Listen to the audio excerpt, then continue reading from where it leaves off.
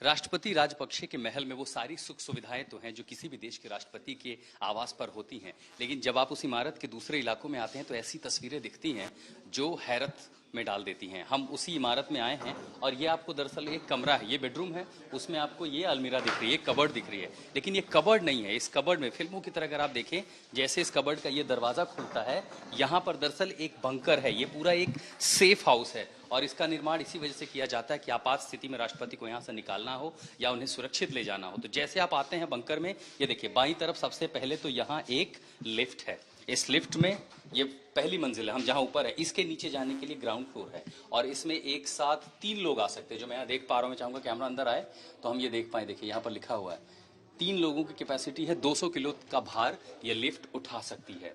और जैसे आप इसमें जाते हैं, देखिए ये लिफ्ट है जो यहाँ से नीचे ले जाओ। कौन सोच सकता है कि एक अलमीरा से नीचे, और ये देखिए ये एक रास्ता ऊपर भी जाता है, यानी अलमीरा के पीछे दरवाजा जब आप खोलेंगे तो उसके पीछे आप जो है आप आते हैं, ये एक इलाका है।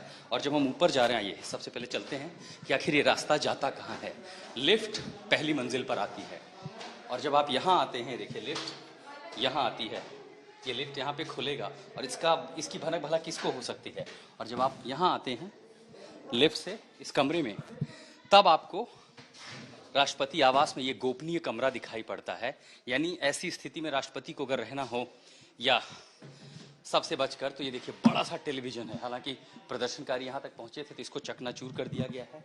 ये बड़ा सा बेडरूम है, ये टेबल है, यहाँ पर कुछ कुर्सियाँ रखी हुई हैं और साथ ही यहाँ पर एक बाथरूम भी है जिसमें एक बाथटब भी है, शावर भी है। काफ़ी तोड़फोड़ यहाँ पर की गई है, मैं सिर्फ देख पा रहा हूँ कूड़ा कचरा, टेबल लैंप, ये सब कुछ तोड़ दिया गया है।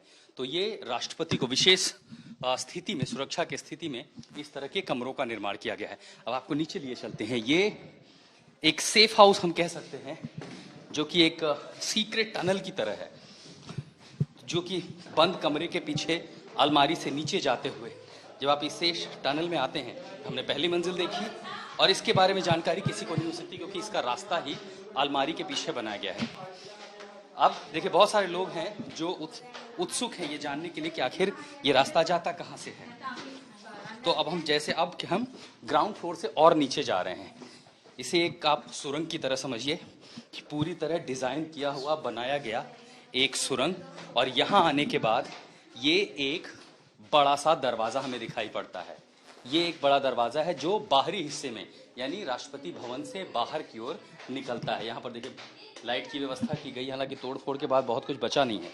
यहाँ बिजली का कनेक्शन था जो सब कुछ टूट चुका है। ये जो व्यवस्थाएं थी, अब ये माना जा रहा है कि जब प्रदर्शन, it can not be open, no it is closed.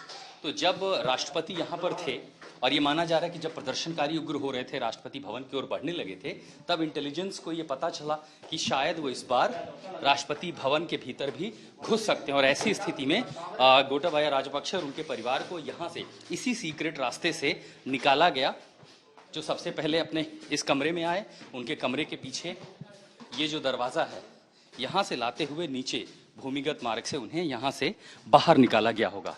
अब हम जब इस कमरे में आते हैं तो ये राष्ट्रपति भवन में रहने वाले किसी बड़े अधिकारी का, कर्मचारी का कमरा हो सकता है और ये सोचना बहुत मुश्किल होगा या शायद ही कोई ये अंदाज़ा लगा सके। हम इसीलिए इसको लगा के दिखाने की कोशिश कर रहे हैं। आप ये अंदाज़ा नहीं लगा सकते कि ये कोई भूमिगत मार्ग होगा। मसलन ये पूरी अलमीरा अगर आप देखें तो इसका एक आकार है, ये एक दरवाज़ा है, यहाँ टीवी की जगह है, रैक है, और जब आप ऐसे इसको देखेंगे तो ये भी लगता होगा कि ये बिल्कुल एक मामूली दरवाज़ा है। लेकिन जैसे ये दरवाज़ा हटता है, जैसे ये खुलता है, यहाँ से एक भूमिगत सुरंग ये जो नीचे ले जाती है और ये एग्जिट मार्ग, ये माना जा रहा है कि राष्ट्रपति राजपक्षा को यहीं से बाहर निकाला गया। कोलंबो से ग्राउंड रिपोर्ट लेकर संजय कुमार के साथ में आशुतोष मिश्रा, आज तक।